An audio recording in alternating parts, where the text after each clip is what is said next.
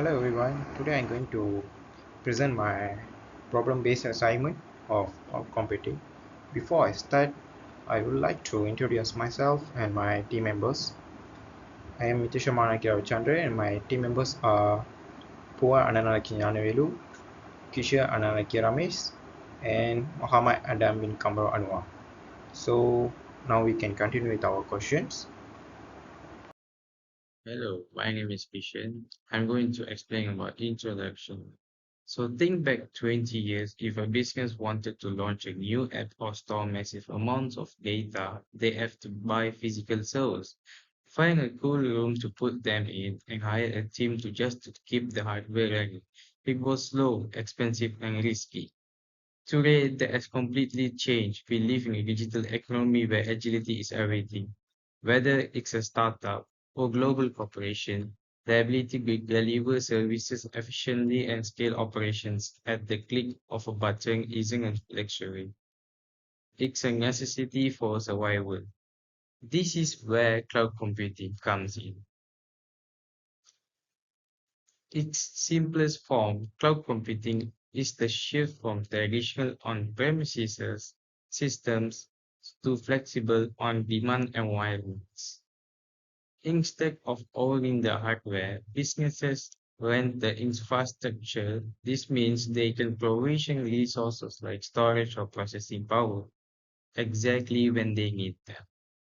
This doesn't save money on physical equipment. It allows organizations to be transformative. It levels the playing field, allowing the small company to have the same competing power as tech giant. But how does this work behind the scenes? The secret sauce is virtualization. Imagine one massive, powerful physical server without virtualization. It might only run one task at a time, wasting 80% of its potential. Virtualization allows us to slice the hardware into multiple virtual machines or containers. This allows different workloads to run independently on shared hardware. It's like an apartment building. Everyone has their own private space, but they all share the same foundation and utilities. This optimizes resources and give us the flexibility to deploy applications across incredibly diverse environments. So now, as we move on, data into these shared environments, a major question arises. Is it safe? That's why security is a critical pillar of this discussion. We aren't just moving data, we are protecting sensitive information during that migration or through every day of ongoing operations. Furthermore, modern cloud platforms offer superpowers like auto-scaling and load balancing. If a website suddenly gets a million hits in 1 minute, auto-scaling automatically adds more server power to handle it. Content, delivery networks, or seeding ensure the data reaches the user quickly, no matter where they are in the world. This ensures high availability, the idea that the service never goes down. In this presentation, I will be exploring these three specific pillars: virtualization, security, and advanced cloud features. But we aren't just looking at the bits and bytes. We will also examine how cloud computing supports two equally important things, such as technical innovation and ethical responsibility. As IT professionals, we have a duty to ensure that as we build these powerful systems, we lose our integrity and focus on professional excellence. Let's dive into our first pilot, virtualization. That's it. Thank you. Okay guys, this is our first question that consider a cloud service provider that offers both virtual machines and containers to the customers. Okay, in this question we got two parts, A and B. So I start with question A. Demonstrate how will the provider decide which option is best suited for different types of workloads. A cloud service provider decides whether to use which virtual machines or the containers based on the types of workload and application requirements. Firstly, for the application that require a full operating systems, consider a legacy systems. Virtual machines are more suitable. That's because each VM runs its own operating system, which provides better isolation and compatibility for the different environments. On the other hand, containers are more suitable for modern applications such as web application and microservices. Containers share the host operating system, making them more lightweight and efficient. Another important factor uh, is the usage. Virtual machines consume more resources because each one includes a full operating system, while containers are using fewer resources since they share the same OS. In addition, startup time is also considered. Virtual machines take longer to start, usually a few minutes, while container can start within a seconds. So, and the lastly in the terms of scalability. Containers are more flexible and can scale quickly, making them ideal for application with high or changing demand. In conclusion, virtual machines are better for secure and heavy workloads, while containers are better for fast, scalable, and modern application. Okay, let's move to the question B. Compare the performance and resources management aspect of VMs and containers in a cloud environment. In terms of performance, containers generally perform faster because they are lightweight and don't require full operating system. Virtual machines, however, have more overhead, which can make them slower. When it comes to the resources management, virtual machines consume more CPU, memory, storage because each VM includes its own operating system. In contrast, containers are more efficient as they share the host OS and use fewer resources. Boot time is also different. Virtual machines take longer to boot, while containers can start almost instantly. In terms of scalability, containers are more efficient because they can be deployed and scale quickly. Virtual machines are slower to scale but provide stronger isolation. And finally, regarding security and isolation, virtual machines offer better security because they have a fully isolated, while containers provide moderate isolation. To conclude, containers are more efficient and faster, while the virtual machines provide better security and stability. Okay, that's all for question one. And the next question, my friend will explain to you all. Thank you. Good morning to Troy and all of friends.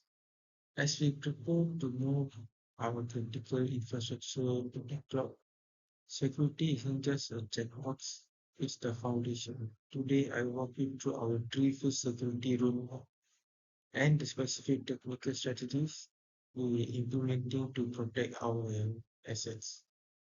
So, first is before migration.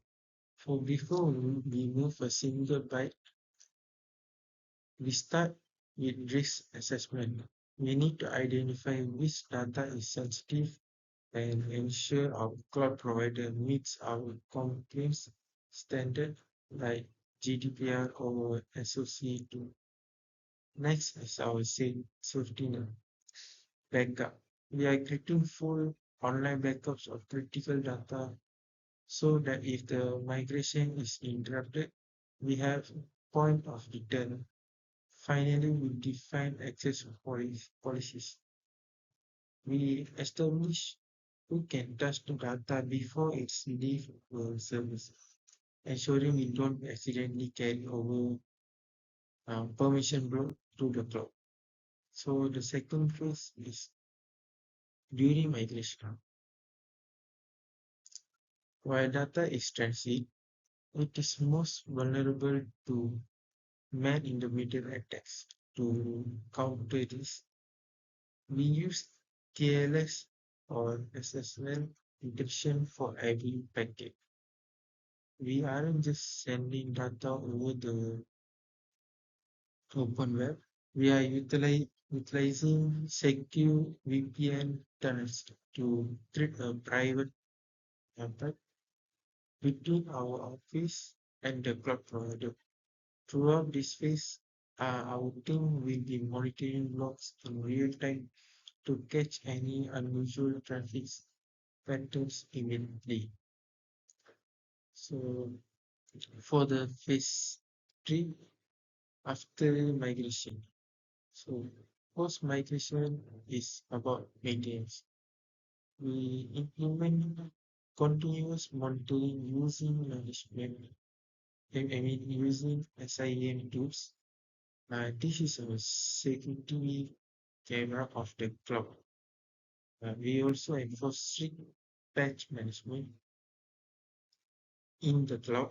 An unpatched server is an open door. Finally, we don't just hope we're secure, we prove it through regular audits and penetration testing, where we actively try to find holes in our defense before a hacker does. So let's look at our strategies and discuss about the different access control and complaints which we could deal with them. So first, encryption. We secure data at rest using AES 256, the industry gold standard. Whether it's an Amazon S3 or Azure block, the data is unreadable without the keys. Speaking of keys, we use KMS, Key Management service to rotate keys automatically, so even if a key is compromised, its lifespan is limited. So let's see the access control. So we follow the principle of least privilege. If a developer doesn't need billing access, they don't get it. We use multi-factor authentication because in 2002, a password alone is a liability. So the last is this is our resilience. It is our backup and recovery strategies. So include disaster recovery sites. If a primary cloud region goes down, we can fail over to a secondary region in minutes, ensuring our business never stop. So for this, by securing the before, during, and after, and anchoring our strategies in robust encryption and strict identity management, we aren't just moving to the cloud, we are moving to more simple version of our organization. So the next slide will be presented by Alpha. Thank you. Okay, my name is Muhammad Adam, and for question three, I'm going to explain it for these questions. So the questions is question number three, scaling operation using cloud computing. discuss how cloud computing can help in scaling operations and what features or services would be required to handle sudden traffic spike. Cloud computing helps businesses scale operations by providing flexible and on-demand resources during peak sales season such as an e-commerce holiday sale. The number of users accessing the system increases significantly. Cloud platforms allow organizations to quickly increase computing power, storage, and network capacity without purchasing physical hardware. Key features and services required to handle sudden traffic spike include: 1. Elastic compute resources. Cloud services allow businesses increase or decrease virtual machines or containers based on demand. 2. Load balancing. Distribute incoming traffic across multiple servers to ensure no single server is overloaded. Number 3. Content Delivery Network (CDN). Caches content in multiple locations to improve performance and reduce latency. 4. Scalable storage. Cloud storage systems can expand automatically to store large amounts of data during peak usage. And finally, number 5, monitoring and alerts tools that track system performance and notify administrators when thresholds are reached. These features ensures that system remains stable, responsive, and available even during high traffic periods. Alright, for B, auto scaling in cloud computing. How does auto scaling in the cloud work, and what are its advantages for businesses with fluctuating demands? Auto scaling is a cloud feature that automatically adjusts the number of computing resources based on current demand. It works by monitoring system metrics such as CPU usage, memory usage, or network traffic. When this metric exceeds a predefined threshold, the system automatically adds more resources. Scale out when demand decreases. It remove the unnecessary resources. Scale in. Advantages of auto scaling include: 1. Cost efficiency. Businesses only pay for the resources they use, reducing unnecessary expenses. 2. High availability ensures applications remain accessible even during traffic spikes.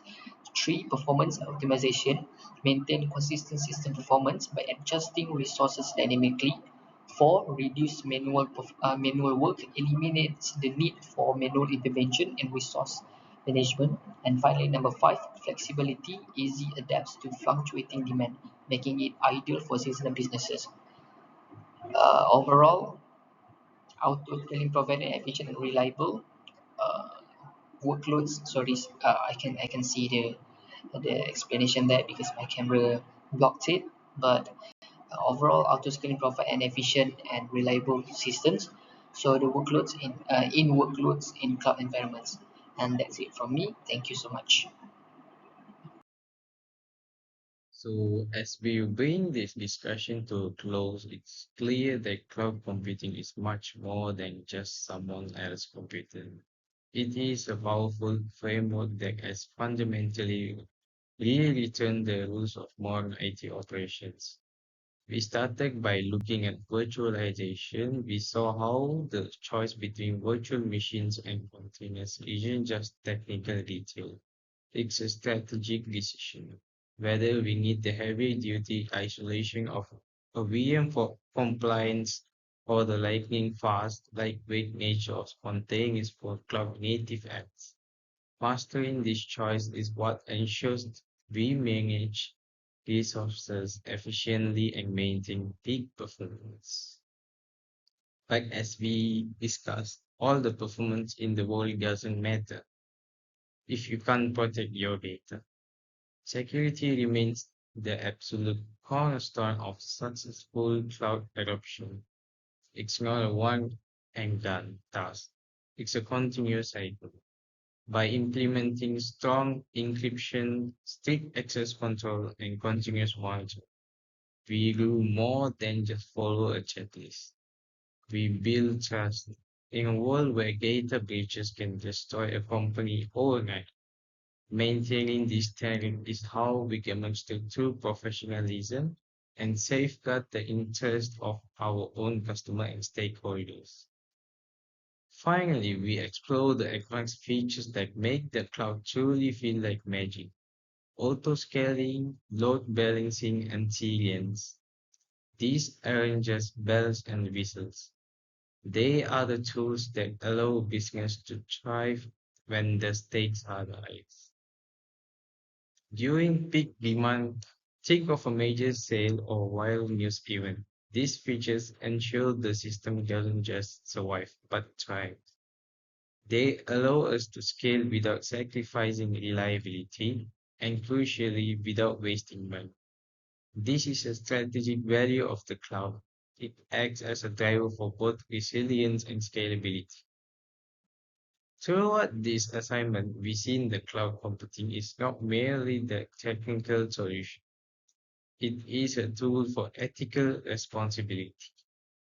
By using resources more efficiently, we reduce waste by securing data, we protect people's lives, and by enabling innovation, we solve real-world problems. Mastering this concept from the hardware level of virtualization to the high-level strategy of global delivery is what prepares for us for the industry. As we step into professional world, we do so with the confidence and competence to meet any challenge the digital economy throws at us. The cloud is the future, and we are ready to build it. Thank you.